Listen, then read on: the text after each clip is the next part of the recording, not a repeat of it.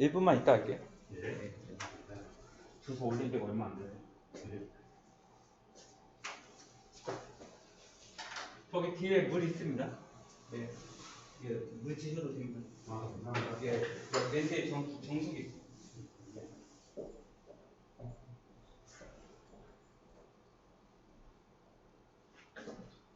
아닙니다. 잠깐만요.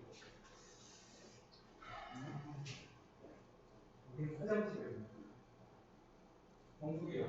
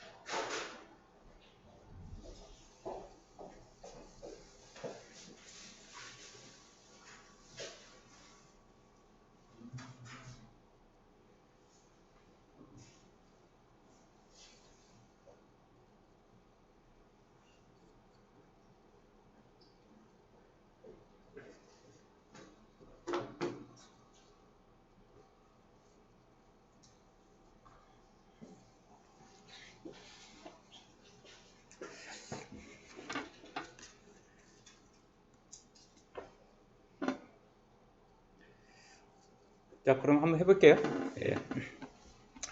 자, ITP PMP 칠판 이번에 바뀌는 버전인데 2021년도 원래 1월 2일부터 바뀌기로 했는데 지금 PMI 확인 결과는 3월 말에 바뀌는 걸로 그렇게 되어 있는 상태인데 제가 봤을 때는 그것도 약간의 거의 실현이 불가능한 걸로 판단이 됩니다. 왜냐하면 이미 사실은 1년 전에 바뀌기로 했다가 코로나 때문에 다시 1년 연기했다가 다시 지금 1월 2일에서 3월 말로 연기가 됐다는 건 아직 PMBOK의 교재가 엉성하거나 뭔가가 문제점이 있기 때문에 자꾸 수정되는 게 아닌가 그런 생각이 듭니다. 자, 그렇게 해서 진행을 해보고 지금 제가 봤을 때는 국내에 온라인은 아무래도 ITP가 1위가 되지 않을까. 왜냐면 12월 달만 하더라도 합격 후기가 31개거든요. 그래서 제가 12월 달에 합격 쿠폰 보내준 것만 해도 70개가 넘거든요. 그래서 굉장히 많은 분들이 PMP 자격증은 ITP 온라인으로 지금 하고 있고, 사실 기술사도 지금 업계 1위이기 때문에 지금 심화반 같은 경우에는 그 기술사 공부하시는 분들만 200분이잖아요. 그렇게 해서 지금 잘 플랫폼이 가고 있는 그런 상황입니다. 자, 그래서 이제는 PMP 자격증에 대한 내용으로 해서 전체 설명을 한번 들어가 볼까 합니다.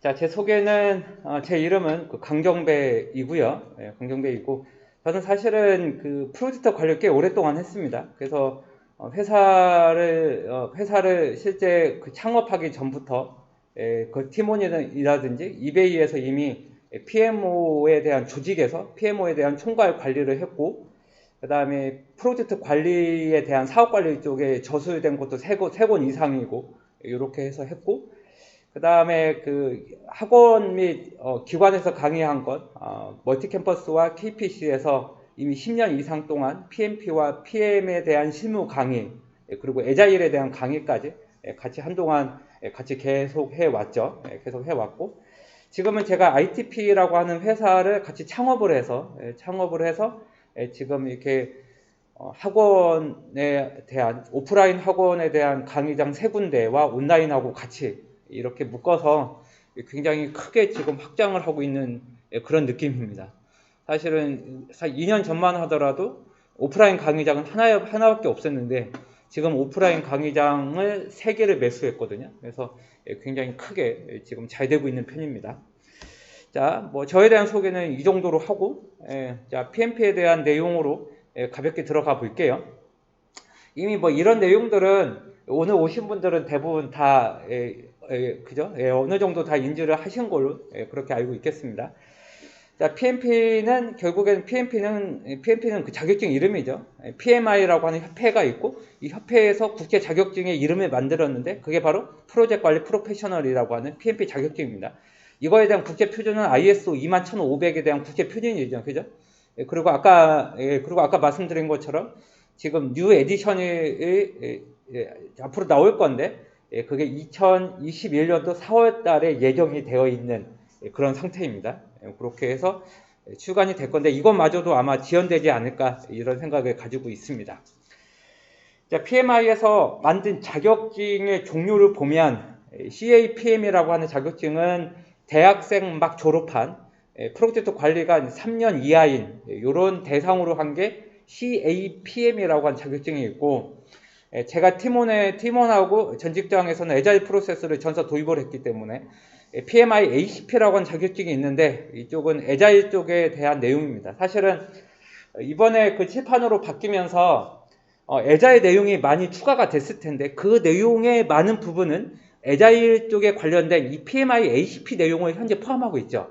사실은 복잡하지도 않고 이거의 합격률은 PMP보다 훨씬 높거든요. 따라서 저의 그 5일짜리 강의 뒷부분과 제가 하루 정도의 강의를 한 분량이 ITP에 있지 않습니까? 그거를 좀 수강하게 되면 애자일 자격증을 충분히 따지 않을까 이렇게 생각을 하고 있습니다. 자, 응시 조건은 그 전에도 말씀드린 것처럼 4년 동안에 그죠? 4년 대학의 졸업장 그죠? 이거 더하기 36개월에 대한 프로젝트 관리를 리딩한 그죠? 그 리딩을 한 경력인데 대부분 PM을 하신 분들이 이 PMP 시험을 보는 게 아니에요. 그죠? 운영과 유지보수 하시는 분들이나 실제 PA급 아닌 프로젝트 멤버들도 이 PMP 자격증을 많이 획득하기 때문에 반드시 리딩한 프로젝트가 아니어도 상관이 없습니다. 그죠? 그거는 문장을 만들기 나름이니까 그렇게 이제 보시면 될 것 같고 다만 참고할 건 35시간의 프로젝트에 대한 교육을 수강을 한 경력이 있어야 됩니다. 그죠? 요 해당하는 그 네 가지가 엔드 조건이죠. 이 엔드 조건이 있어야지만 PMP 자격증에 대해서 응시할 수가 있습니다. 사실 이거 안 하고도 할 수는 있는데 오디트에서 걸리면 굉장히 큰 낭패이기 때문에 보통 이 응시 조건은 대부분 충족을 하고 있습니다. 자, 그리고 이런 내용들은 지금 ITP의 그 PMP 과정이 셋업한 지가 5년이 넘기 때문에 최빈출 질문 목록 20선에 이 내용이 다 있습니다. 따라서 지금 저의 유튜브로 저의 PMP 강의를 수강을 하시는 분들은 이 5년 동안의 빈출에 대한 질문 목록 이거를 모두 참고를 하시고 그리고 수강하시는 게 훨씬 좋겠죠. 그죠? 그렇게 해서 클릭은 안 하겠습니다. 화면이 다음으로 넘어가기 때문에. 그렇게 클릭을 하면 어떻게 될까요? 이렇게 되네요. 그죠? 네. 그렇습니다. 자, 그 정도로 하고, 잠시만요. 네, 좋습니다.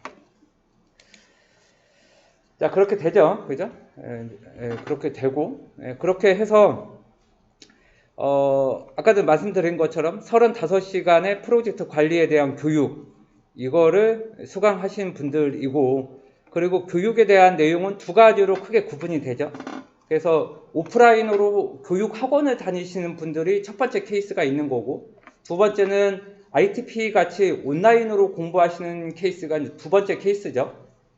따라서 우리는 두 개를 모두 다 지원을 합니다. 지원을 하고 있고, PMP 자격증을 강의하는 곳은 굉장히 많아요. 그죠? 멀티 캠퍼스부터 해서 굉장히 많은 학원들이 있는데, 비용이 굉장히 좀 비싼 데가 많아요. 그죠? 그래서 싼 데는 좀 저렴한 곳은 한 4, 50만 원 이상인 데도 있고, 그 다음에 한 90만 원 내지 100만 원 정도 하는 곳도 있어요. 그죠? 그래서 우리는 그 가격적인 건 좀 우리가 낮게 책정을 했죠. 왜냐면 우리는 온라인이 잘 되어 있기 때문에. 따라서 오프라인으로 오시면 온라인으로 사전이 오픈이 되는 그런 과정으로 현재 하고 있습니다. 그렇게 해서 봐주시면 될 것 같고. 그죠? 그리고 지금 온라인으로는 굉장히 많은 분들이 수강을 하시고 실제 합격 후기를 남겨주시니까. 그래서 대부분 제가 봤을 때는 온라인으로 지금 저희 ITP하고 하시는 분들이 한 90% 되는 것 같고, 오프라인으로 하시는 분들이 10% 정도 되는 것 같습니다. 워낙 지금 온라인으로 하시는 분들이 많기 때문에, 특히 코로나 때문에 현재 그렇게 되어 있는 상태죠. 자, 시험 시간은 이게 좀 바뀌었죠, 그죠? 원래는 4시간이었어요, 그죠? 4시간에 6, 4, 24, 240분이었는데 이게 바뀌었어요. 이게 230분으로 바뀌었죠, 230분으로. 따라서 3시간 50분으로 바뀌었고 10분이 줄어든 거예요, 그죠?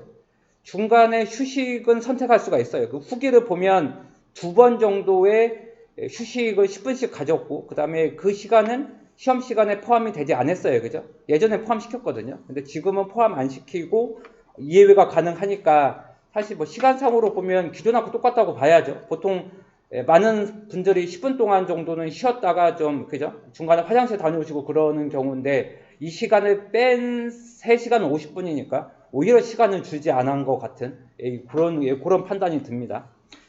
그 다음에 시험 신청 시에 한글을 선택하면 영어까지도 같이 시험 볼 수 있기 때문에 한글과 영어를 토글로 해서 우리가 같은 화면에서 CPT 기반으로, 그죠? 컴퓨터 기반의 테스팅으로, 화면으로 우리가 그렇게 시험을 볼 수가 있죠. 특히 여전히 후기를 보면 영어에 대한 번역이 한글로 깔끔하지가 않기 때문에 또 거기에 대한 문맥 파악이 어려운 경우는 반드시 영어를 클릭을 해서 보시는 분들이 굉장히 많습니다. 그리고 알다시피 영어로 번역했기 때문에 뭐가 엑기스인지 모르는 경우가 많아요. 그죠? 왜냐하면 그 상황 문제를 보다 보면 도대체 이 문제의 엑기스가 뭘까?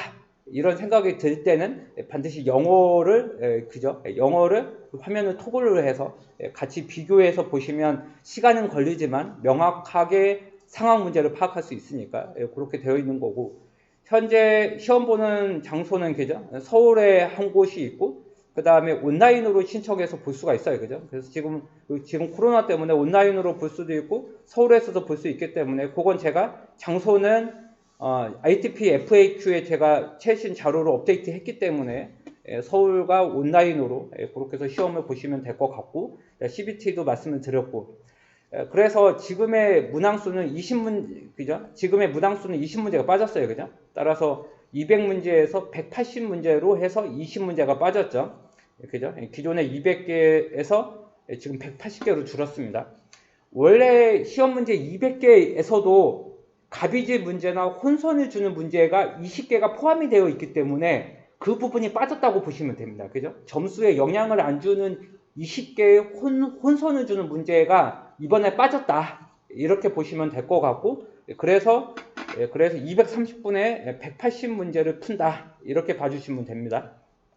자, 이제 그게 첫 번째 변경 사항이고, 그 다음에 역시 사지선다 중심입니다. 4개 중에서 인풋과 아웃풋, 그 다음에 도구 및 기법, 이것에 대해서 상황 문제를 49개의 프로세스에 대비할 수 있어야 됩니다, 그죠? 우리가 말하는 프로젝트 착수에서부터 프로젝트 종료까지의 49개의 6판 프로세스가 있는데, 이거가 여전히 유효합니다, 그죠? 이거를 대입을 해서 4개 중에 지금 어떤 프로세스다, 이거를 우리가 판단할 수 있어야 되고, 그죠? 판단할 수 있어야 되고, 그 중에서 인풋이 됐든 도구 및 기법이 됐든 아웃풋을 푸는, 그것을 선택을 하는, 그것이 전체에 제가 봤을 때는 그래도 가장 많은 지금 퍼센티지를 현재 차지하고 있죠. 자, 그 다음에 복수의 답안지를 선택하는 문제, 요게 추가됐어요, 그죠? 그렇게 해서 문제 합격 후기를 보면 다음 2개를 선택하시오, 혹은 3개를 선택하시오, 이런 문제의 유형이 추가가 됐어요, 그죠? 따라서 이렇게 두 번째 타입에 대한 문제 유형이 추가가 됐다, 이걸 우리가 반드시 아셔야 되고요. 뒤에 사례는 일부 있어요, 그죠? 왜냐하면 후기에 있는 거와 실제 PMI가 오픈한 합격 후기, 아니죠, 오픈한 문제 유형이 있으니까 그거가 뒤에 샘플이 몇 개 있어요, 그죠? 자, 그때 가서 다시 말씀드리는 걸로 하고, 세 번째는 매칭되는 문제가 7개 정도가 출제가 됐어요, 그죠? 그래서 A하고 A 그룹이 있고, 그 다음에 마치 우리 함수적 종속관계처럼 X가 입력이 되면, FX가 입력이 되면 결과값이 Y다, 이렇게 해서 종속관계를 표현하잖아요. 그렇게 종속관계를 표현을 하는, 그렇게 릴레이션을 매칭을 하는 그런 문제가 7개 정도가 출제가 됐고, 합격 후기가 뒤에 아마 아무튼 합격 후기가 있는데 굉장히 유치해요, 그죠? 따라서 49개의 프로세스만 잘 이해를 하고 있으면 이런 매칭되는 문제는 그냥 껌이에요, 그죠? 그래서 지금 불합격 후기에 몇 개 올라온 거를 보면 문제를 단순하게 암기를 하니까 그게 어렵다고 느껴지지. 제가 볼 때는 오히려 더 문제가 쉬워진 것 같은 느낌? 오히려 쉬워지는데 그 문제의 유형을 파악을 못하니까 이게 거기에 대해서 실시간 응대가 안 되는 거예요. 리얼타임으로. 그러다 보니까 문제 푸는 속도도 더디고 문제 속도가 더뎌지면서 사람이 좀 당황하는 거죠. 그죠? 그러다 보니까 문제가 어렵게 느껴지는데 제가 봤을 때는 그렇지 않아요. 제가 봤을 때는 오히려 더 쉬워졌다 문제가. 그렇게 판단을 한 몇 개의 요소가 있어요. 근거 요소가. 그 부분도 뒤에 가서 같이 보도록 하죠. 그 다음에 주관식 문제가 하나 정도에 직접 입력하는 문제가 나왔는데 이것도 굉장히 유치해요. 그죠? 주관식 문제라기보다는 그냥 CPM이 뭐냐, 가장 프로젝트의 P 곱하기 I죠. P가 프로버빌리티, 발생할 확률, 거기에 임팩트, 그렇게 두 개를 곱해서 가장 숫자가 큰 게 프로젝트 리스크에 가장 큰 우선순위가 있는 거잖아요. 그게 뭐냐? 사실은 객관식보다 더 쉬운 게 주관식의 A, B, C, D 선택하는 거였어요. 그죠? 뒤에, 아무튼 그것도 뒤에 후기에 있는데 그것도 같이 보도록 하죠. 자, 그래서 제가 봤을 때, 제가 냉정하게 제가 자화자찬하는 건 아니고, 우리 합격 후기 12월 달만 하더라도 30개 올려온 거 보면 대부분 결제를 하시고 어느 정도 수준이 되시는 분들은 사실은 제가 봤을 때는 한 80% 이상 붙은 것 같고, 한 10 내지 20%가 이 사업 관리를 한 번도 안 해보신 거예요. 사실은 프로젝트 관리가 실무적으로 한 번도 안 해본 거죠. 프로젝트를. 그러다 보니까 이게 도대체 뭘까? 이렇게 생각하시는 분들이 사실 생각보다 많거든요. 그 분들이 좀 약간의 불합격을 한 그런 경우가 좀 있고, 특히 오히려 좀 나이 드신 분들, 1960년대에 태어나신 분들, 그분들이 종종 이 시험을 보는데 그분들이 경험으로 시험을 보다 보니까 사실 이거는 프로세스는 이론이잖아요. 이론 도하기 약간의 합리적인 유추를 할 수 있어야 되는데 오히려 그분들이 그게 더 딸리는 거죠. 그죠? 왜냐하면 경험과 실제 이론은 당연히 다르니까 그것 때문에 오히려 더 혼선을 갖는 그런 분들이 더 많아요. 그죠? 사실 저 같은 경우에는 그 이베이 코리아는 역시 본사가 이베이이기 때문에 외국에 대한 프로세스나 이런 거에 대해서 굉장히 거부감이 없는데 국내 SI 프로젝트나 뭐 이를테면 기계 쪽도 아마 비슷할 건데 이런 쪽으로 로컬 프로젝트를 하면 이 프로세스 이게 해외랑 많이 좀 차이가 있을 거잖아요. 오히려 그러면서도 좀 나이가 있는 분들이 오히려 좀 힘든 그런 경향이 좀 있는 것 같아요.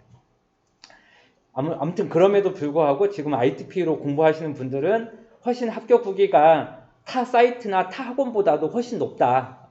왜냐하면 우리는 반복 수강이 가능하기 때문에 오히려 뭐 멀티 캠퍼스나 일반 학원들은 오프라인은 한 번 듣고 땡이잖아요.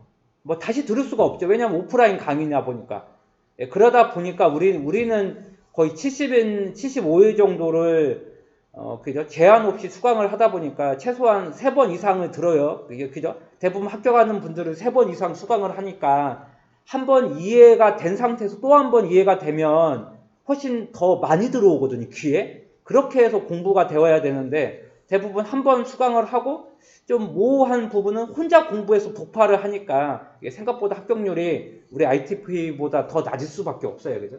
그런 식의 온라인의 장점이 있는 게 이제 PMP 시험이죠. 그죠? 그렇게 보시면 될 것 같고.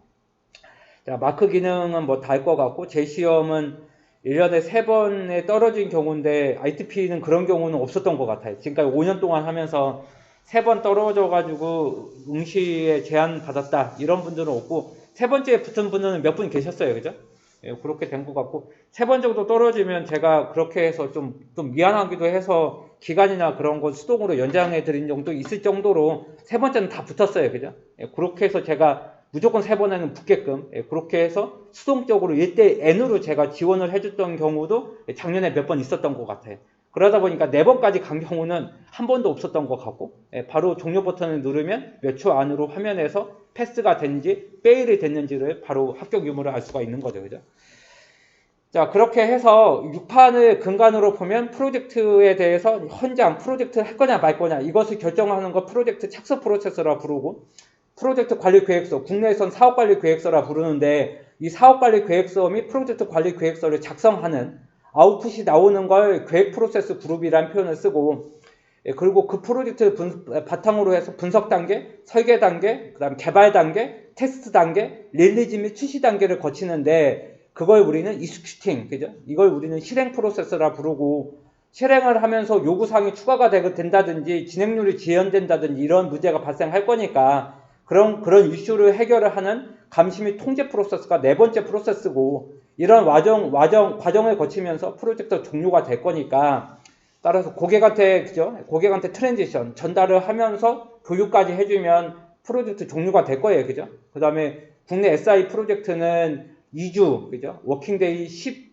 그죠? 워킹데이 10일 안으로 잔금 지급까지 그렇게 지급하는 걸로 법으로, 그죠? 법으로, 그죠? 우리가 말하는 용역계약 일반, 이걸로 법으로 정해져 있으니까 잔금 지급이 받으면서 프로젝트가 종료가 될 거예요. 그죠? 그걸 우리는 종료 프로세스라 그룹이라 부르고, 그러면서 PMP 6판이 한 4년 전에 나왔는데, 4년 가까이 됐죠. 그죠? 4년 전에 나오면서 에자일 프로세스가 추가가 됐어요. 그죠? 그래서 제가 5판부터 5판, 6판, 7판 이렇게 벌써 세 번째 판 에디션으로 강의를 하고 있네요. 그죠? 그 전에는 대부분 경험 기반의 PM 실무 강의를 했었거든요.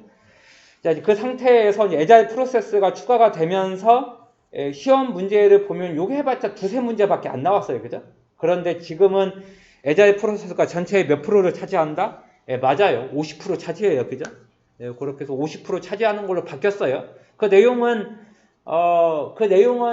그 두 군데에서 제가 파악을 했어요. 첫 번째는 PMI 6판에서 그렇게 하겠다라고 하는 문구가 있어요. 그죠? 거기에서도 판단을 했고, 합격 후기 남기신 세 분의 글을 보더라도 60%까지 나왔다 이런 표현을 썼는데 아니죠. 제가 볼 때 60%까지는 아닌 것 같고 50% 정도가 맞는 것 같고, 불합격 후기를 보면 뭐 90% 나왔다 그런 분이 있었는데 사실은 그분은 당연히 아니죠. 그렇게 나올 수는 없어요. 그죠? 자, 이제 그렇게 이제 판단을 하면 되는 거고, 제가 봤을 땐 보수적으로 해봤자 55%, 절대로 60%는 넘을 수가 없어요. 그죠? 왜냐면 그렇게 많이 나올 수가 없고, 그 다음에 PMI의 가이드에도 그 문구가 있기 때문에 그럴 수는 없습니다. 자, 그렇게 해서 지금 4월달 정도에 적용이 될 것 같은데, 빨라야 4월달일 것 같은데, 그거에 대한 지식 영역을 보면, 그죠? 지식 영역을 우리는 도메인이라는 표현을 쓸게요. 그죠? 도메인이라는 용어를 쓸게요. 지식 영역이, 그죠? 지식 영역이에요. 그죠? 우리가 그 1 플러스 3 플러스 1 플러스 RCR 플러스 P 플러스 S, 그렇게 해서 통합 관리부터 해서 조달 관리의 지식 영역, 이 영역을 지금 칠판에서는 뭘로 표현했냐면 도메인이라는 표현을 했어요. 그죠?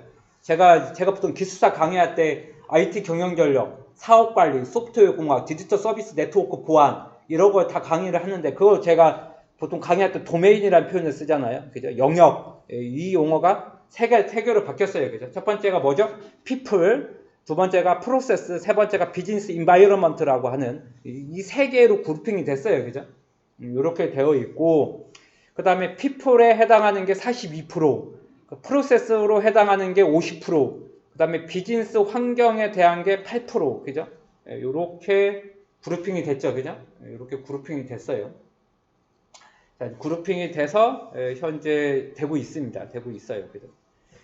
자, 그것을 우리가 아실 필요가 있고, 따라서 지금 이제 우리가 그 6판하고 좀 다른 건 그래도 개념은 알아야 시험을 볼 거니까, 따라서 지식 영역 10개 이상이 뭘로 바뀌었다? 3개로 재그룹핑이 됐다. 이것을 아실 필요가 있고, 그 다음에 people에 대한 주된 내용은 그 팀 관리, 가상팀, 촉진자, 에자일 팀, 요 내용 중심이에요. 그죠? 요게 이제 42%의 비율이 들어간 거고, 프로세스는 50% 정도가 나오는데, 이게 기존 49개의 프로세스예요. 그죠? 우리가 말한 일정 관리, 이런 것들은 여기 범주에 대부분 들어갔어요. 그죠? 프로세스로 들어갔고, 그 다음에 우리가 기업 환경 요인, 그 다음에 뭐, 이를테면 개인정보는 암호화를 해. 그런 거 컴플라이언스잖아요. 그런 외부에 의해서 어쩔 수 없이 해야 되는 그런 규제가 있잖아요. 환경 규제. 그런 것들을 우리가 대부분 EEF라고 하는 용어를 인풋물에 있었어요. 그죠? 기업 환경 요인이라고 하는 그죠? 엔터프라이즈 인바이러먼트 팩터라고 하는 용어를 썼었는데 그런 내용이 8%의 퍼센티지로 해서 비즈니스 그룹에 들어간 거예요. 그죠? 그렇게 도합 100%가 됐다. 이렇게 이제 이해를 하면 되죠. 따라서 결론을 내리면 시험의 약 절반이 예측, 아까 얘기했던 푸포스 개발 모델, 기존 49개가 그런 형태니까 그걸로 나타내겠다라고 하는 문구가 있어요. 그죠? 그 원서를 보면. 두 번째, 애자일 프로세스와 그다음에 예측 프로젝트 관리가 프리딕티브라는 용어를 쓸게요. 프리딕티브한 프로젝트 매니저먼트에 대한 내용과 애자일 프로세스를 같이 쓰는 건 우리가 하이브리드 어프로치 방식이라는 표현을 쓴다면 이런 거를 포함해서 약 50%가 나오는 거죠. 그러니까 순수 애자일은 절대로 50%가 될 수가 없어요. 애자일 더하기 하이브리드를 합친 경우에만 50% 정도가 나온다고 하니 우리가 그렇게 이제 이해할 필요가 있는 거고. 그다음 한 가지 참고로 할 건 뭐냐면 예측적과 어댑티브한 지금 표현에 굉장히 다양하게 쓰고 있어요. 그죠? 애질리티를 강조한 어댑티브한 하이브리드 어프로치 메소돌로지 방법론이나 이런 것들은 아까 얘기했던 어느 하나에 국한되는 게 아니라 세 개의 프로세스에 모두 적용할 수 있다. 그렇게 문제를 낼 거다. 이런 식의 어나운스먼트가 있어요. 그죠? 그거를 알고 우리가 이제 접근을 하면 되는 거죠. 따라서 여기 이 PPT에서 우리가 이제 기계 선언을 제가 기계 끈 이유는 여기가 가장 많이 봤기 때문에 그런 거죠. 그냥. 따라서 뒤에 다시 한번 이 부분에 대한 상세 내용을 다시 얘기하겠지만, 자, 도메인은 people, process, business, environment 요 세 개고, 뒤에 가서 다시 한번 얘기해 보죠. 자, 그래서 이제 들어가기 전에 앞서서 다음과 같은 개념을 한번 용어에 대해서 다시 한번 디파인을 하면 도메인은 프로젝트의 지식 영역을 말한다. 이게 있는 것 같고, 두 번째가 태스크란 용어가 나와요. 그죠? 애자일에서 많이 쓰는 무엇을 해야 돼? 게시판에 글쓰기. 그런 게 우리가 태스크란 용어를 쓰잖아요. 기존 전통적인 거에서 뭘로 썼냐면 액티비티라는 용어를 썼어요. 그죠? 액티비티라는 용어가 프로젝트 일정 관리가 있었잖아요. WBS를 1대 N으로 디컴포지션, 분할을 해서 N개의 태스크를 만들어내는 거죠. 그죠? 그렇게 해서 프로젝트 관리를 했었잖아요. 우리가 지금. 자, 그렇게 했었는데, 그거에 대한 디파인을 하면, PM이 이런 아까 얘기했던 세 개의 도메인 영역에서 기본적으로 책임을 지고 가져가는 작업 단위, 이걸 우리는 태스크라고 하는 정의를 한 거예요. 그죠? 자, 영어 단어는 TASK예요. 그죠? 태스크라고 하는 디파인을 한 거고, 그죠? 그죠? 여기 있네. 태스크라고 디파인을 했고, 그 다음에 이 단어가 나와요. 그죠? enabler라고 하는 좀 한글로 번역하기가 좀 애매한데, enabler를 뭐라고 번역할까요? 그죠?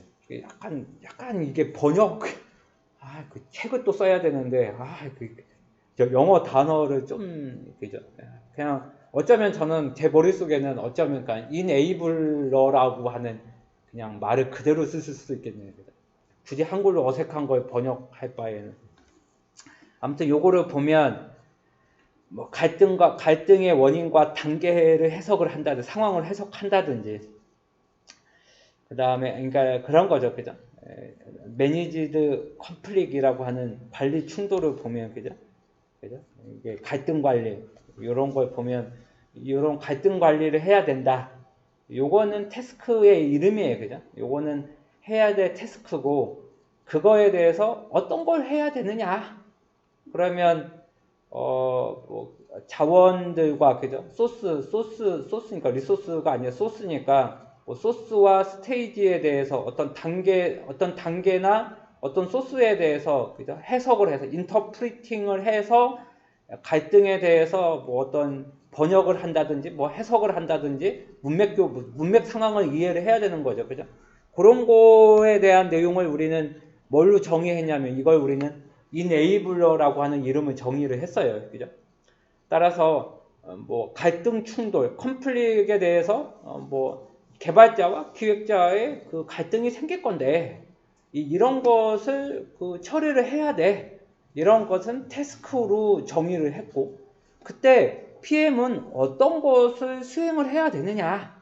그죠? 상세 내용에 대한 내용이 기술이 될 텐데 그것은 뭘로 정의를 했냐면 enabler라고 하는 거죠. 그죠? 그죠? 그렇게 정의를 한 거예요. 그죠? 그러니까 처리를 해야 되게끔 하는 그것으로 해서 우리가 디파인을 하겠다. 따라서 갈등이 생기면 그것에 대해서 평가하고 분석을 해서 조정 처리를 할 거다. 이렇게 정의를 내린 거예요. 그죠?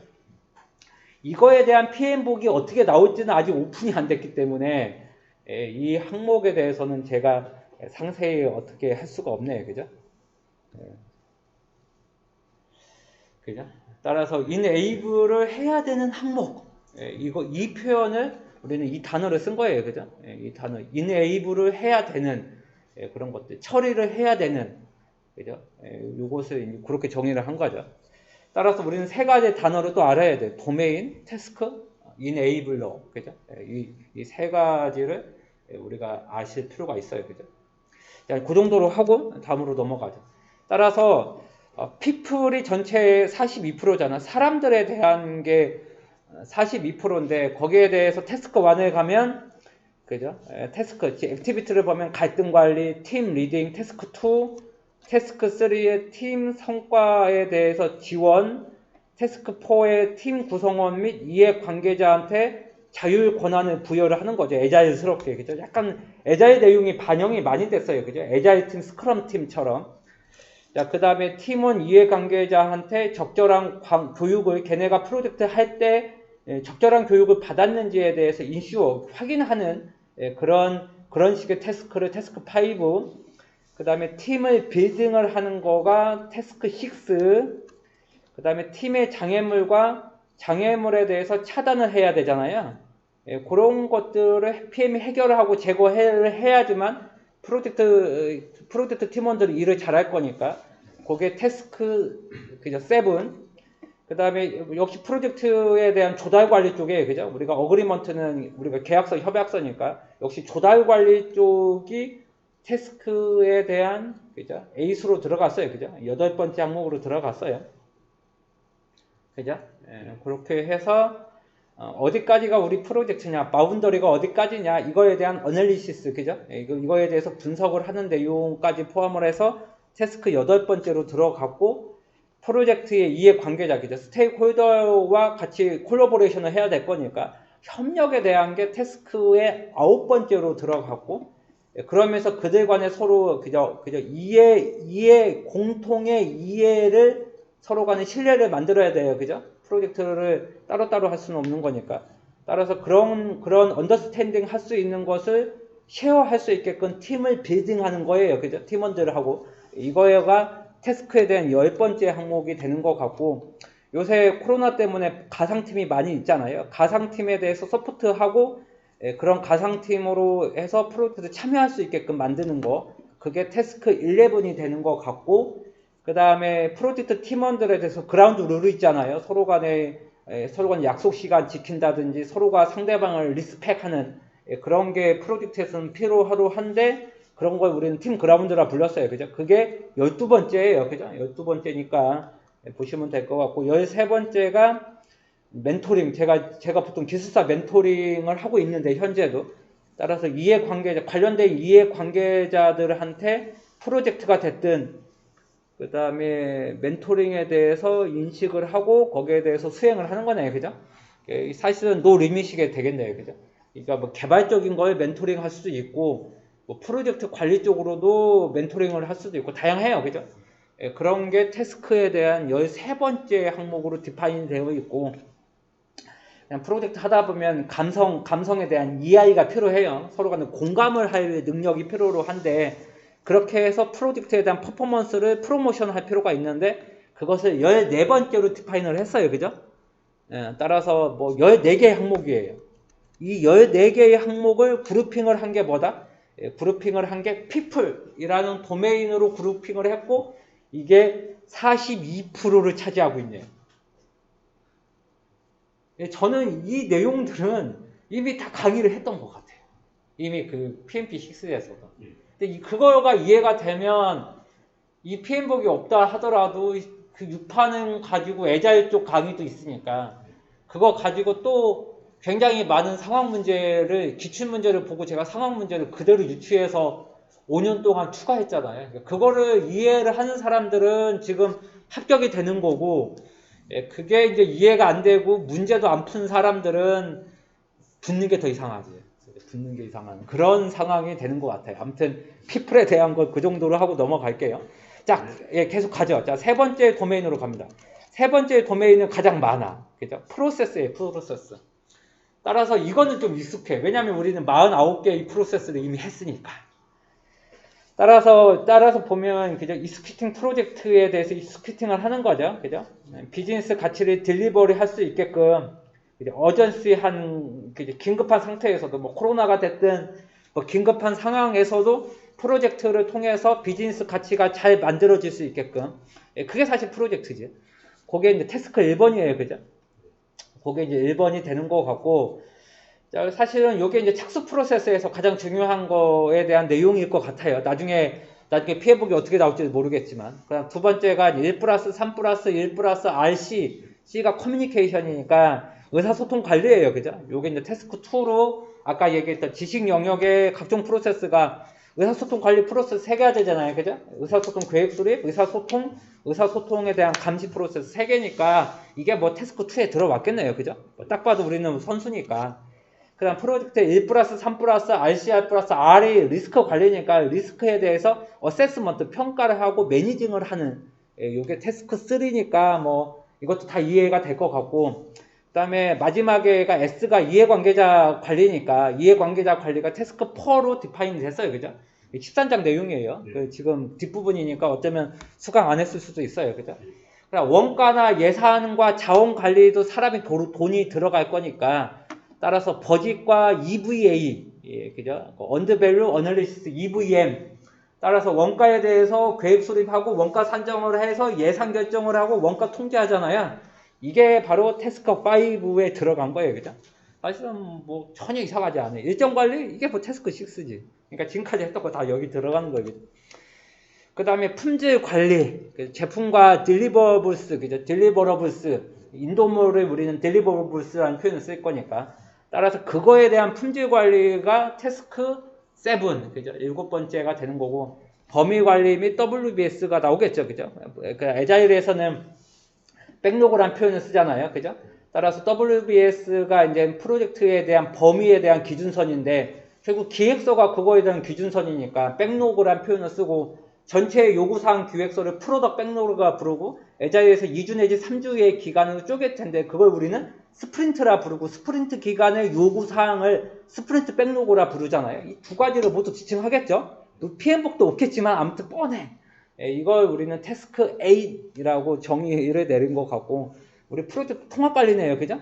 프로젝트에 대한 인티그레이션 1+3의 1이 인티그레이션의 약자였으니까 따라서 이게 태스크 9이 되는 거고 프로젝트 하다 보면 요구사항에 대한 CR, 체인지 리퀘스트 작성하잖아요.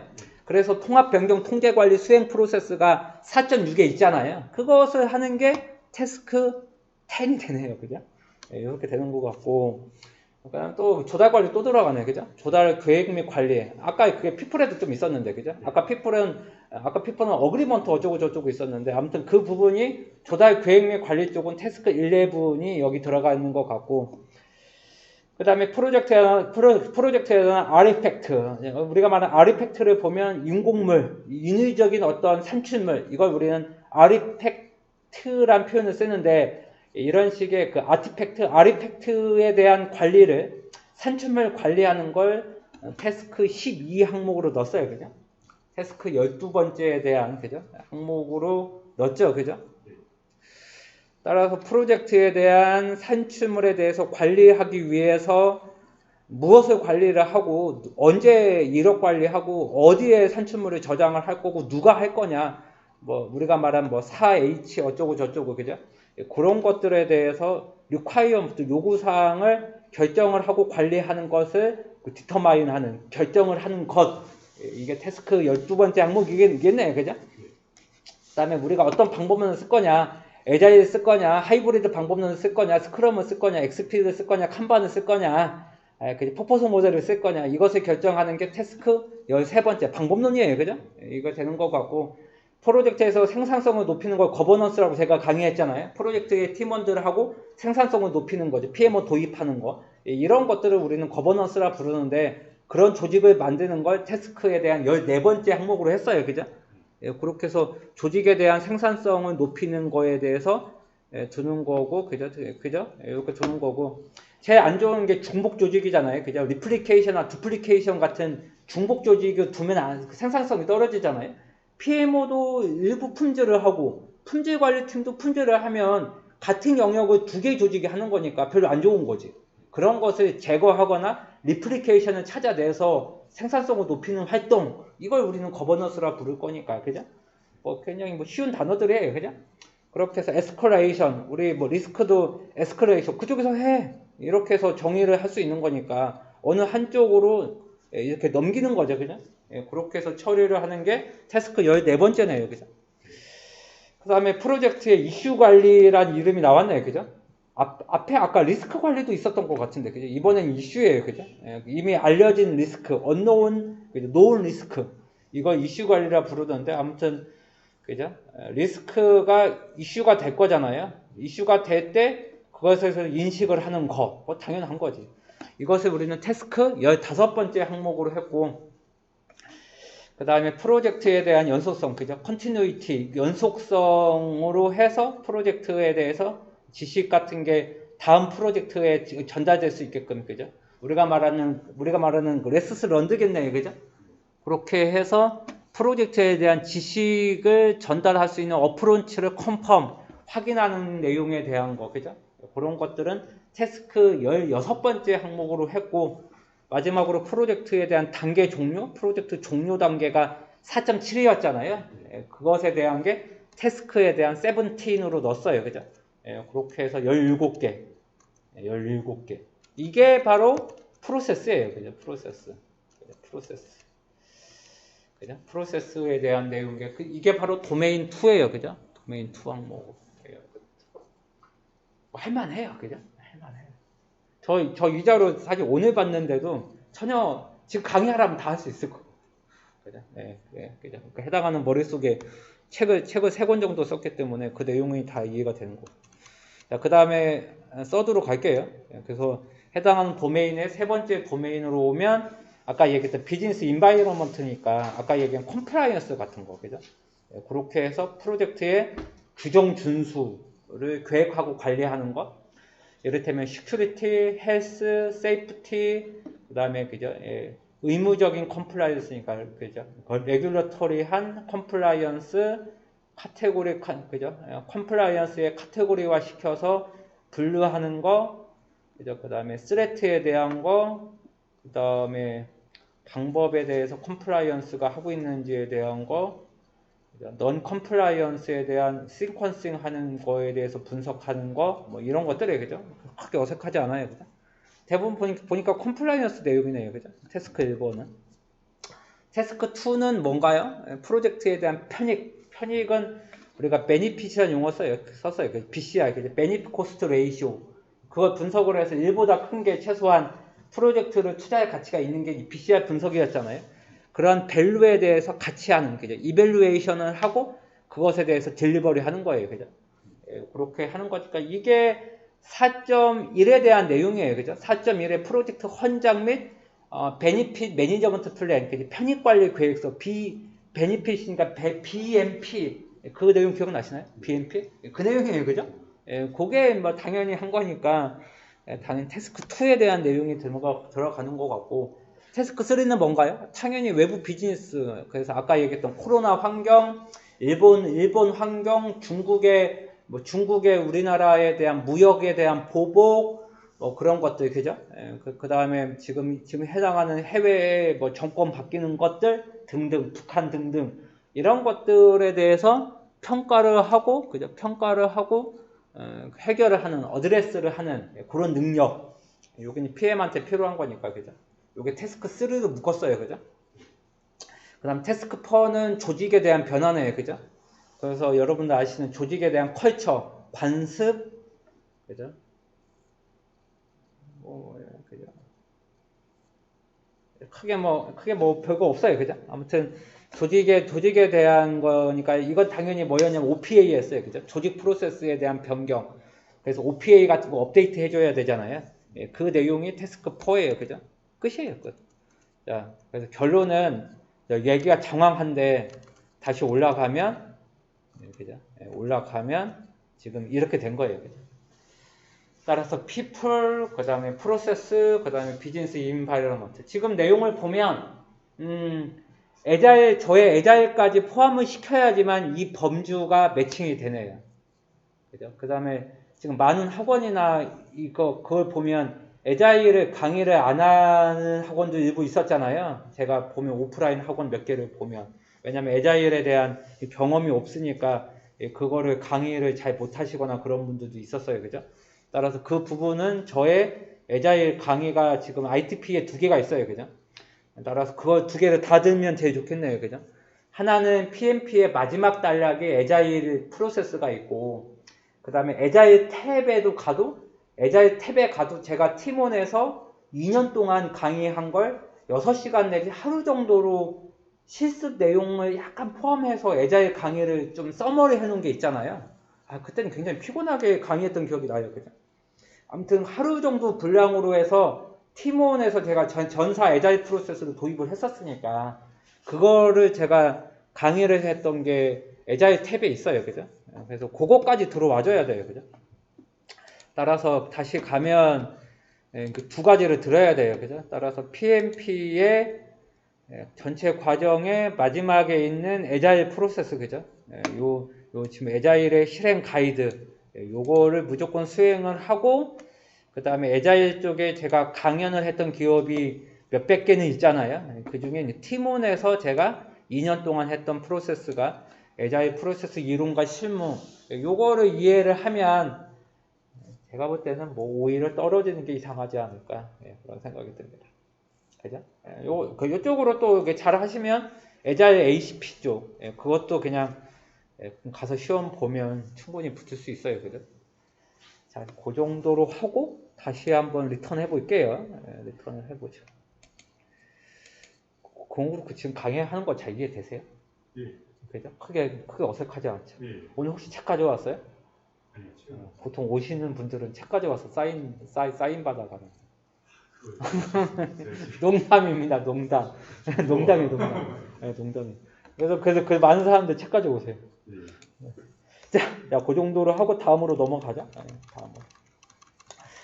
자, 이젠 중요한 게 이거지. PMP 문제가 이렇게 바뀌었다는 거에 대해서 오늘 제가 업데이트 한 거예요. 그죠? 그렇게 보면 이거 다시 얘기를 하면, 잠깐만요. 지금 시간이 8시 15분입니다. 지금 뭐 강의한 지 얼마 안 됐어요. 그냥. 자, 상황 문제가 한 80%는 나오는 건 동일해요. 그죠? 따라서 이전도 80% 정도가 상황 문제였잖아요. 어떤 프로세스인지 찾을 줄 알아야지만 거기에 대한 ITO를 우리가 이해할 수 있는 거니까. 그죠? 그거하고 똑같아요. 그죠? 지금도 상황 문제가 80% 정도 나온다. 그러니까 이런 문제이긴 하지만 이 상황을 우리가 알아야 되는 거니까. 이거는 저의 5일 강의만 듣고서는 절대로 상상되지 않아요. 그죠?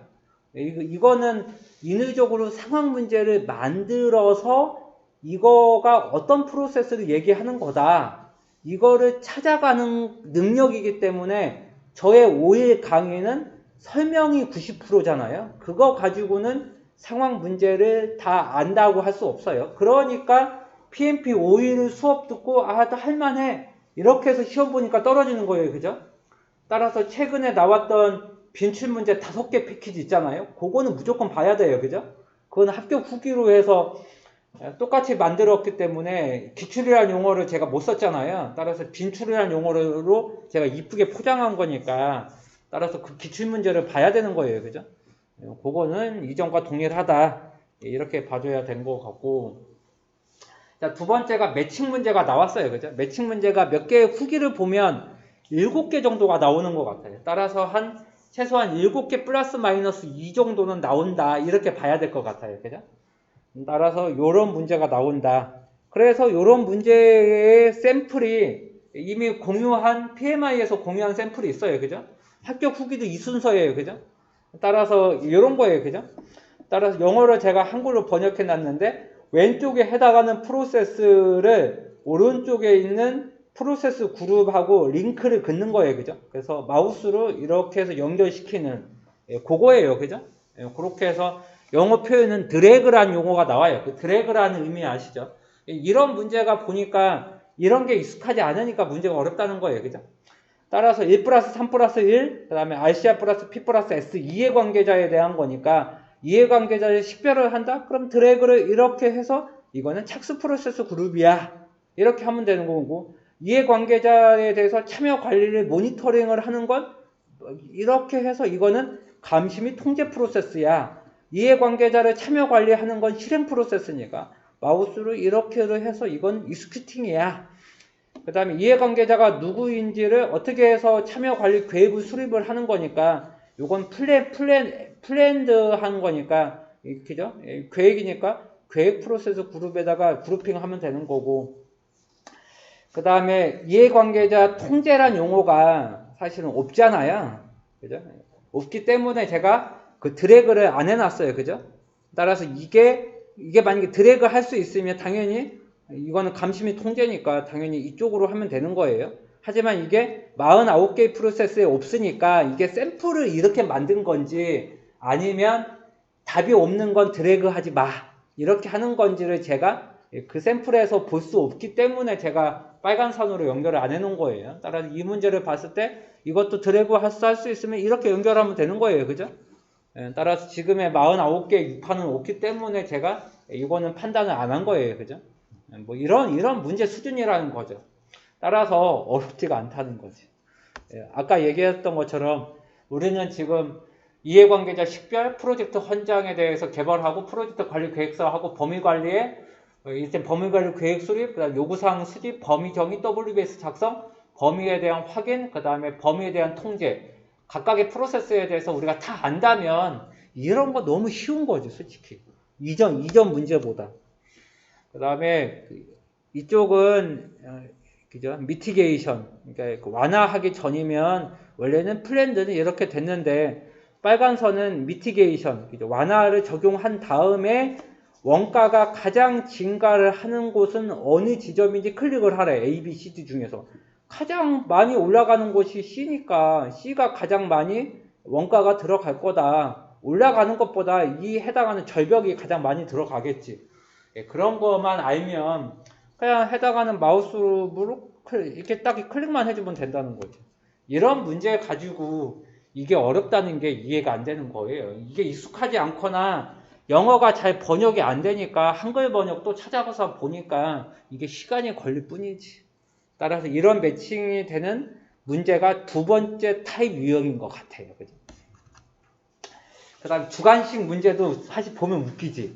주관식 문제에도 후기를 보면 한 문제 나왔다고 그러잖아요. 그럼 한 문제 나온 후기의 샘플을 볼게요.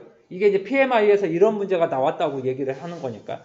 그러면 리스크에 대해서 리스크 레지스터, 위험관리 대장에 등록되어 있는 아이디가 1, 2, 3, 4가 뭐 이 정도 있다고 가정해 보세요. 거기서 디스크리션을 읽어볼 필요도 없어요. 그죠? 지금 이게 중요한 게 아니라 이게 중요한 거니까. 그 다음에 우리가 리스크를 식별을 하고 거기에 대한 PI 분석을 하잖아요. PI 분석을 하는 프로세스의 이름이 뭐예요? 자, 다시 질문할게. 리스크 위험관리 있잖아요.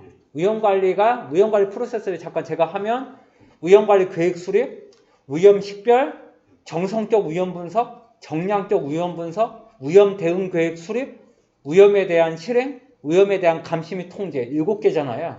그 중에서 PI 분석, 발생할 수 있는 확률, likelihood, 이게 그 확률이지. 거기에 대한 임팩트. 자, 이것을 곱하해서 프로젝트 리스크에 대해서 랭킹 작업을 한 게 어느 프로세스에서 하게 해요? 방금 얘기했던 것 중에서. 정량적. 그러니까 떨어지는 거지. 정량적인 건 수치화를 한다는 거고 지금은 수치화가 아니라 랭킹 작업을 하는 거니까 랭킹은 어디서 한다? 정성적 위험 분석에서 하는 거예요. 그러니까 다 들면 틀릴 수가 없는 거죠. 당연히 여기서 미디엄 중간 레벨의 하이니까 그 다음에 서베러디 심각도는 높은 거니까 당연히 PI 분석을 하면 로우보다 미디엄 하이 곱하는 게 훨씬 더 리스크가 더 큰 거잖아요. 이거 답은 2가 아니라, 그죠? 답은 2가 아니라 답은 1, 그죠? 답은 1인데, 그죠? 따라서 미디엄이니까 발생할 확률의 임팩이니까 따라서 뭐 사실 서베리드도 우리가 곱하면 곱할 수도 있어요. 따라서 이거 곱하기 이거니까 정답은 2가 아니라 1이네요, 그죠? 1. 따라서 아무튼 샘플이 이거긴 한데 아무튼 답은 1번 뭐 이렇게 되는 건데 이런 문제도 그냥 보면 당연히 바로 나오잖아요. 그러니까 뭐 어려운 게 하나도 없다는 거지. 그냥 후기를 보면 이건 것 같아. 프로젝트 요구사항 3개가 있는데 거기서 MPV 개발기간 표시를 하고 이 중에서 우선순위가 가장 높은 기능은 뭐냐? 당연히 그 MPV가 큰 거에 대한 요구사항을 먼저 하는 게 맞으니까 개발 기간 대비 이거는 5판에서 빈출이었잖아요. 그러니까 사실은 제가 5판의 빈출 문제를 없애지 않고 아직도 서비스하는 이유가 6판에서 안 나와서 그렇지 코어는 하나도 안 바뀐다고. 5판에서 6판에 가면서 그게 약간의 출제 빈도가 떨어져서 그렇지 5판에서는 빈출이었거든요. 따라서 제가 5판, 6판 모두 다 강의를 했잖아요. 그것만 다 수강을 하면 오히려 떨어지는 게 더 이상하다 이렇게 얘기를 하고 싶네요. 아무튼 MPV를 고르는 문제든 PI 분석을 해서 가장 높은 답은 1번이요. 이 숫자 입력하는 게 주관식 한 문제를 훨씬 쉽다고 훨씬 고르는 것보다 더 쉽다 이렇게 얘기하고 싶네요. 그 다음 이 샘플은 없어요. 그죠? 이 샘플은 보기 중에서 2개 선택하기, 3개 선택하기. 다만 후기를 보면 명확히 선택할 답의 개수는 알려준다. 따라서 맞는 것을 모두 고르시오. 그런 문제는 없는 거지. 2개 선택해라, 3개 선택해라. 그러면 고르면 되는 거니까. 아, 그게 근데 20문제까지 나왔네요. 그죠? 최대 20문제까지 고려해야 된다고 그죠? 그 후기에 있으니까 굉장히 많이 나왔네요. 그죠? 네, 많이 나와. 요게 좀 헷갈릴 수 있겠네요. 그런데 학교 후기 보면 뭐 답의 개수는 명확히 나와서 생각보다 뭐 쉬웠다라는 그런 느낌이었어요. 그죠? 그러니까 뭐 어렵지 않은 것 같고. 따라서 그 다음 후기를 보면 애자일 문제 50% 내외가 예측이 된다. 맞아요. 따라서 아까 얘기했던 불합격 후기에는 뭐 90% 얘기했는데 그거는 그분이 틀린 거예요. 그죠? 그분이 이제 문제를 안 풀어서 그런 거고. 따라서 애자일 문제는 해봤자 하이브리드까지 포함해서 하이브리드 방법이요. 그거까지 포함해서 50% 정도가 나올 거다. 그죠? 그렇게 봐주시면 되는 거예요. 그죠? 따라서 이분은 그래서 애자일 수업을 별도로 ITP에서 수강했어요. 그죠? 그러다 보니까 훨씬 더 쉽게 해서 합격이 됐어요. 그죠? 따라서 그렇게 해주면 되는 거고. 저도 여기에 대한 방안은 이미 있어요. 제 머릿속에. 그죠? 자, 그렇게 하고 이전의 합격 전략을 보면 아까도 얘기한 것처럼 프로세스와 이거는 다 뭘로 중심으로 한다. 이해 중심으로 공부해야지. 이거 자꾸 단답식으로 암기하니까 이게 응용을 하면 응용이 안 되는 거죠. 따라서 아까 저의 대부분 강의는 저의 5일 강의는 프로세스에 대한 설명만 하고 끝나는 게 아니라 이 프로세스가 실제 IT 프로젝트나 제가 강의했던 200개의 기업, 뭐 삼성전자가 됐든 건설 프로젝트가 되든 혹은 배를 만드는 기업도 강의를 했으니까 그죠? 거기에 대해서 매칭을 해서 제가 실무 강의까지 했으니까 그거를 매칭할 수 있어야 돼요. 그죠? 그렇게 해서 응용력을 키워줘야지만 시험뿐만 아니라 우리가 이직을 하거나 뭘 하든지 우리가 프로젝트 관리를 용이하게 할 수 있는 거예요. 그죠? 그렇게 해서 49개의 프로세스에 대해서 최소한 정의는 이해하고 있어야 돼요. 그죠? 그게 6판이 됐든 7판이 됐든 그렇게 해줘야 되는 거고. 그리고 그때 얘기한 것처럼 합격 후기에는 지금 EVA 문제를 한 문제도 안 나왔다 그런 표현이 있는데 아무튼 암기할 것도 암기를 해줘야 돼요. 그죠? 따라서 뭐 지금 합격 2-3개에 EVA 안 나왔다고 문제 안 나오겠지. 그건 아니에요. 그죠? 따라서 그 원가에 대해서 그죠? 원가에 대해서 우리가 3단계를 통해서 EVA 적용하잖아요. 측정, 차이 분석, 예측, 포리캐스팅. 이렇게 해서 EVA의 PV가 뭐고, 그죠? PV가 뭐고, EV가 뭐고, AC가 뭐고, 그죠? 버짓의 컴플리션, 그죠? 초기에 잡은 예산이 얼마고. 그거가 차이 분석으로 가면 SV, CV, CPI, SPI가 적용이 되는 거고. 그게 이제 예측으로 가면 ETC가 나오고, EAC가 나오고, TCPI가 나오고, VAC가 나오잖아요. 그런 것들은 암기를 해줘야지. 따라서 SV는 EV 빼기 PV다. 그냥 본능적으로 암기가 되어야지. 그거가 암기가 안 되면 또 안 된다는 거죠. 따라서 앞에 얘기했던 이해와 암기가 확실하게 융합이 될 때 대부분 문제는 맞출 거다. 이렇게 강조를 하는 거죠. 자, 이런 얘기는 뭐 이전에 동영상에서 다 얘기했으니까. 자, 그 정도로 하고 20번은 너무 과한 것 같고요. 그러면 저의 CDN 서비스밖에 많이 안 될 거니까 3번만 보세요. 3번. 3번만 보면 다 이해가 될 겁니다. 자, 그렇게 하고 나이가 많으면 대부분 이래요. WBS 이퀄 프로젝트 일정표. 이러니까 문제가 틀리는 거지. 따라서 작업에 대해서 상하 구조로 나누는 게 WBS고 그거에 대해서 담당자와 일정을 넣은 게 프로젝트에 대한 스케줄. 그죠? 프로젝트 스케줄. 이게 프로젝트 일정표지 WBS가 프로젝트 일정표는 아닌 거지. 자꾸 실무에 대한 내용을 자꾸 문제에 입각을 하니까 그게 문제 풀리겠어요? 당연히 워크 브레이크다운 스트럭처 범위 기준서원과 일정표는 다른 거지. 그런 거에 대해서 이론까지 알아야지만 이 PMP 시험은 붙는다. 그래, 이것을 강조를 하고 싶네.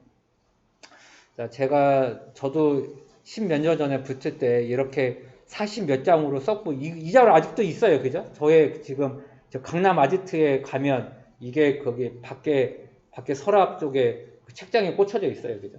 이렇게 해서 저도 그 10몇 년 전에 벌써 이게 딴 지가 몇 년이에요. 그때가 2003년도에 땄으니까 2003년도니까 거의 지금 18년 전에 제가 제 과장일 때 땄잖아요. 그게 이미 그때 딴 건데 이거를 해줘야죠. 그때 이베이에 같이 했던 김성구와 장은선이란 동료 2명인데 걔는 그 친구는 다 떨어졌거든. 그러니까 굳이 왜 한 번 떨어지냐고. 떨어질 필요가 없는 거지. 바로 하면 바로 붙으면 되는 거지. 따라서 좀 우리가 스마트하게 공부할 필요가 있다는 거죠. 그거를 한번 얘기하는 거고. 아무튼 지금 4월 달에 나올지 언제 나올지는 모르겠지만 지금 칠판에 어떻게 나올지는 모르겠지만 아무튼 지금의 원리가 잘 이해가 됐으면 좋겠어요. 자, 시험 결과 볼게요. 시험 결과는 이렇게 나왔어요. 그죠? AT, T, 그 다음에 BT, NI 이렇게 해서 우리가 이렇게 그 5개의 프로세스 그룹별 이렇게 나왔어요. 그죠? 이렇게 해서 평균이 네가 뭐냐 이렇게 해서 붙은 거예요. 그죠? 그렇게 해서 붙었고 우리는 한 70% 이상인 것 같은데 업계의 평균은 뭐 35% 내외다 이거가 되는 것 같은데 우리가 3명 중에 1명 붙는다? 이러면 아마 ITP 아무도 안 쓸걸? 제가 봤을 때 최소한 3명 중에 2명 이상은 붙는 것 같아요. 학교 후기를 보면.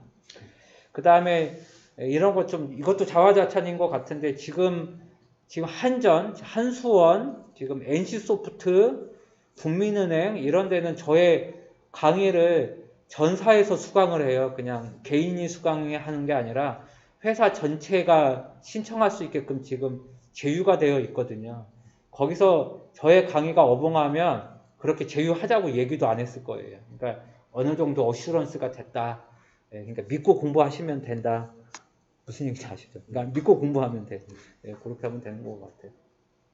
자, PMP 지금의 시험 결과를 보면 역시 이전하고 똑같아요. 그죠? 따라서 NI, BT, 타겟, AT 이렇게 해서 당신 U는 여기에 있어. 혹은 당신이 타겟팅에 미트하고 있어. 이렇게 해서 학교 후기가 2건이 올라왔어요. 그죠? 이 2건의 공통점은 다 PMP 6판으로 해서 7판을 지금 시험 본 거예요. 그죠? 이렇게 붙는다는 거예요. 그죠? 그리고 이것을 클릭을 하면 거기 학교 후기 목록이 뜰 거니까 가서 보시면 충분히 이해가 될 거예요. 그죠? 자, 그런데 지금 그거뿐만 아니라 도메인에 대한 퍼포먼스도 같이 나온다는 거지. 따라서 아까 얘기했던 people, 그 다음에 프로세스, 그 다음에 비즈니스 환경 이것도 당신 AT야, T야 이렇게 해서도 같이 나온다. 이것만 보더라도 지금 3개의 도메인도 같이 그 레벨 평가가 같이 발표가 된다. 이렇게 이제 보시면 되겠죠. 자, 뭐 아무튼 거기에 대한 내용이고 아무튼 요거는 아까 얘기했던 그죠? 아까 얘기했던 지금 6판과 7판에 대해서 요 단어 AT, T, BT, NI T는 타겟 요 뜻의 의미였어요. 그죠? 그렇고 제일 나쁜 게 NI, 그 다음에 BT, 그 다음에 T, 그 다음에 AT예요. 그죠? 어부브 타겟. 요걸로 지금 4개로 그룹핑 해주고 있다. 자, PMP 응시로는 뭐 이미 다 알 것 같고, 이건 FAQ에 있으니까 아까 얘기했던 FAQ 가시면 되고요. 이거는 저도 회원가입 되어 있어요. 그죠? 그래서 화면 캡처를 다시 해가지고 이번에 다시 FAQ에 올렸어요. 그죠? 회원가입 어렵다 하시는 분들이 생각보다 많아서 그거를 제가 다시 회원가입했어요. 그죠? 다시 회원가입 10만원 내고 다시 회원가입해서 하도 회원가입 어렵다고 해서 제가 어쩔 수 없이 화면 캡처하려고 했어요. 그죠? 그래서 저는 항상 그랬어요. 그죠? 아니, 그러면 내가 화면 캡처하게 당신의 아이디 패스워드 나한테 빌려줘. 그러면 내가 회원가입 해줄게. 혹은 내가 결제해줄게. 이러면 꼭 그다음부터 연락이 없어요. 그죠? 아, 희한해. 그죠? 내가 카드로 도용하겠어? 뭐를 하겠어? 이게 본인이 할 수 있는데 귀찮아해가지고 그냥 저한테 뭐 안 돼요, 뭐 안 돼요. 그렇게 자꾸 투덜투덜거리는 것 같아요. 자, 첫 번째에 보통 강의할 때는 PMP 자격에 대한 PMP와 아까 얘기했던 EF와 OPA, 그 다음에 통합관리가 보통 하루치 분량이에요. 그죠? 자, 이틀치 분량은 범위관리, 일정관리, 요게 이틀치 분량이고, 3일째가 원가관리, 프로젝트 품질관리가 3일째 분량이고, 4일째가 인적자원관리 혹은 자원관리예요. 그죠? 인적 지금 빠졌어요. 그죠? 리소스 관리로 바뀌었고, 아까 거기 칠판도 그래요. 그죠? 리소스 매니지먼트였어요. 그죠? 그 다음에 의사소통 관리, 리스크 관리, 여기가 보통 4일째 강의를 하고, 그 다음 조달 관리, 이해관계자 관리, 애자일 프로세스까지. 그죠? 이게 보통 5일자 강의예요. 그죠? 그렇게 해서 되어 있으니, 이거를 3번만 듣자. 그리고 아까 얘기했던 5개의 패키지가 2, 3년 동안에 빈출은 제가 다 촬영을 했고, 거기에 140개 맞춘 사람은 다 붙었어요. 그죠? 따라서 200개 중에 140개 때만 맞추면 문제가 어렵다는 거예요. 그죠? 실제 기출 문제보다 더 어려운 문제도 많으니까. 그렇게 해서 붙으면 되겠죠. 따라서 25만원이 비싸면 비싼 거고, 싸면 싼 건데, 75일 동안에 지금 삼성 멀티캠퍼스 KPC는 한 번 수강에 95만원 내지 100만원이에요. 그죠? 거기에 4분의 1 가격에 기간 75일입니다. PDF도 교재 첨부되어 있어요. 훨씬 경쟁력 있어요. 그냥 저 같으면 이거 합니다. 무조건 해요. 제 강의라서 하는 게 아니라 무조건 저는 들어갑니다. 자, 그리고 아까 얘기했던 것처럼 나는 그걸 모두 수강을 했고 현재 애자일이 많이 나오니까 제가 애자일 가지고 한 3시간 동안 강의한 것 같은데 이거를 더 많이 들어야 돼요. 그죠? 왜냐면 지금 애자일 문제가 많이 나왔기 때문에. 따라서 저의 애자일이 별도의 또 강좌가 또 있는데 작년까지 제가 강의했던 애자일 기업들이 꽤 있는데 그러면서 강의 교재도 좋아졌는데 약간 좀 아쉽네요. 이때 강의할 때는 애자일 실무 강의가 아니라 PM복에 있는 것만 제가 애자일 강의를 했는데 그것보다 제 강의 교환이 훨씬 더 깊고 훨씬 더 실무적이거든요. 그거를 더 지금 한번 촬영을 해주면 훨씬 더 좋을 건데 잘 모르겠네요. 그죠? 지금 그 전에 한번 강의를 해줄지 아니면 칠판 나오고선 그걸로 해줄지를 제가 지금 시간 관계상 어떻게 해야 될지를 모르겠네요. 그죠? 아무튼 요거 수강하고 하루치 분량으로 아까 얘기했던 그 탭에 가면 8만원짜리긴 한데 애자일 프로세스가 있으니까 요거까지 해주면 애자일까지 완벽해요. 그죠? 애자일까지 완벽하게 마스터가 되는 거니까 요거는 실무용으로도 많은 사람들이 듣거든요. 그렇게 해서 수강해주면 더 좋겠네요. 자, 그 다음에 아까 얘기했던 현재 지금 23만원이에요. 그죠? 23만원에 지금 5개의 패키지가 그룹핑 되어 있는데 요건 모두 수강한다 해요. 그죠? 그렇게 해서 지금 20만원짜리 위에 또 제가 35,000원짜리를 작년이네. 작년 10월에 마지막으로 81문제를 제가 또 학교 후기 보고 만들었어요. 그죠? 이렇게 했는데 불합격 후기 분은 요거를 아예 풀지도 않고 시험 보니까 오히려 그러니까 떨어진 거예요. 그죠? 따라서 무조건 해야 돼요. 이 해당하는 빈출 문제 은행은. 빈출이 아니라 기출 문제예요, 사실은. 자, 그리고 지금 제 생각은 그 모의고사 2개 정도를 좀 추가해 볼 생각이에요. 200개까지는 도저히 안 갈 것 같고 합격 후기가 너무 없어가지고 지금. 따라서 그 문제 나올 거나 나온 것만 제가 그걸 보고 아까 얘기했던 바뀐 문제 유형으로만 모의고사를 한 거의 50문제 내외? 이걸로 한 두 개 정도를 칠판 나오기 전에 추가해 볼까? 그런 생각이 있는데 지금 그게 좀 어려운 이유가 후기가 너무 없어서 그죠? 그다음 PMI도 지금 문제에 대한 프로토타입 샘플 오픈한 게 겨우 서너 개밖에 없어요. 그죠? 따라서 그거를 바탕으로 해서 PMP 6판에 그렇게 나올 문제를 한 50개, 100개 정도 선정을 해서 아예 문제를 만들어 줄까 그런 플랜은 가지고 있는데 반반 지금 하도 제가 일을 많이 벌려놔 가지고 사실은 지금 상황이 그런 상황입니다. 자, 그리고 PMP ITP 게시판에 가면 질문 게시판이 있어요. 요거 답변 대부분 제가 다 해줍니다. 어떤 건 사실 어이없으면 제가 문제에 대한 질문 답변도 어이없다라고 솔직하게 써요. 왜냐면 너무 그 공부 안 한 상태에서 그냥 아예 그냥 생각 없이 질문 던지는 건 제가 좀 약간 그 답변하는 것도 좀 웃겨가지고 그렇게 해서 질문의 수준이 낮다라고까지 냉정하게 제가 쓰니까 거기에 대해서 기분 나빠하지 말고 그렇지 않으면 공부를 하시든지 아무튼 그렇게 해서 PMP 질문 게시판이 있으니까 거기 잘 이용하시면 되고요. 또 카페도 뭐 물론 기술사 분들 공부하는 사람들이 3만 1000명 가까이 있지만 아무튼 그래도 대한민국에서 가장 큰 그 기술사 카페예요. 따라서 PMP에 대한 질문 올려도 충분히 제가 답변합니다. 합격 후기는 지금 12월 달만 아까 얘기했듯이 30개 넘었습니다. 따라서 그거까지 모두 읽어보시면 아마 합격에 가장 도움이 될 것 같고 아무튼 오프라인에 제가 5일 동안 강의하는 거가 지금 1월 달에는 제가 못했어요. 그죠? 왜냐면 칠판 가지고 해줄 생각이었는데 칠판이 안 나와서 제가 못했어요. 그죠? 따라서 지금 일정상으로 보면 이것도 좀 일정이 좀 웃긴데 지금 PMP 자격증을 보면 제가 지금 생각한 게 2월 달인데 지금 2월 22일인데 이것도 PMBOK가 없어요. 그죠? 그러면 가장 빠른 게 3월 말인데 과연 3월 말에도 나올까 싶기도 하고 그죠? 그래서 제가 봤을 때는 아마 PMP 자격증 과정은 모든 학원들이 4월 달부터나 가능하지 않을까? 따라서 결정해줘야 됩니다.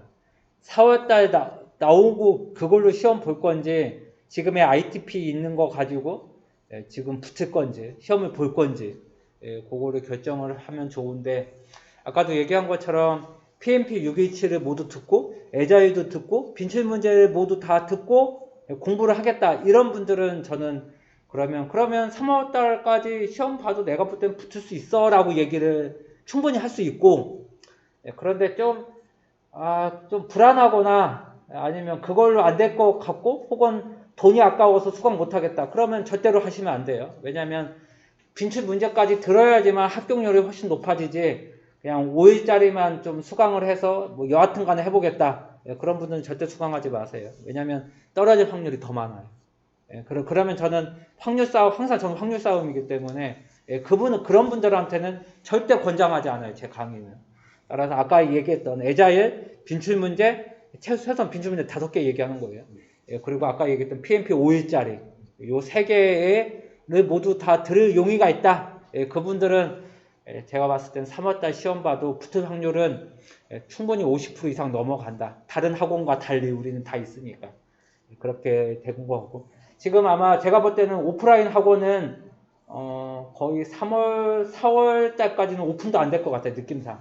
따라서 멀티캠퍼스나 이런 데는 오픈이 되더라도 가면 안 돼요. 왜냐하면 PMP 6판으로 강의할 거니까. 따라서 절대로 뭘로 한다? 7판으로 강의를 해야지만 이미 의미가 있기 때문에 따라서 다른 학원이나 다른 기관에 6판 강의는 의미가 없다. 수강해봤자 따라서 가실 필요도 없다. 이렇게 얘기를 하고 싶네요. 오늘 1월 28일이에요. 그죠? 그렇게 되는 것 같고 그렇습니다. 뭐 그 정도로 해서 뭐 일정 얘기는 그 정도로 하고 넘어갈게요. 넘어가고 그 다음 게 뭐죠? 기대 효과는 그래도 따면 좋아요. 그죠? 따면 좋고 사업 관리를 하면서 PMP 자격증이 없다. 그것도 사실 쪽팔린 거예요. 이게 마치 PMP 자격증은 사실은 사업 관리하는 사람한테는 마치 구구단 같은 거야. 그러니까 있으면 뭐 크게 득보는 건 없는데 없으면 사람이 어벙해 보이는 게 PMP 자격증이에요. 그냥. 따라서 저도 입에 입사하기 전에 PMP 자격증 가지고 그래도 이직하는 효과가 좀 있었던 것 같아요. 아마 그거 없었으면 뭐 저도 어떻게 됐을지 모르겠는데 아무튼 PMP가 있으니까 그래도 좀 외국계 기업에 취업하는데 좀 더 도움이 된 것 같아요. 그 다음에 그것보다 더 센 게 지금 기술사예요. 그죠? 따라서 IT 쪽에 계시는 분들은 PMP를 수강하고 꼭 저한테 와서 또 기술사다 감리사 또 해요. 사실은. 그 분들이 꽤 많은데 사실 수강하시는 분들의 70%는 IT 분들이 아니에요. 그죠? 한 30%밖에 없기 때문에. 따라서 그런 분들은 그쪽 업종으로 해서 계속 공부하시면 되는 거죠. 자, 오늘 강의는 이것으로 마무리를 짓겠습니다. 고맙습니다.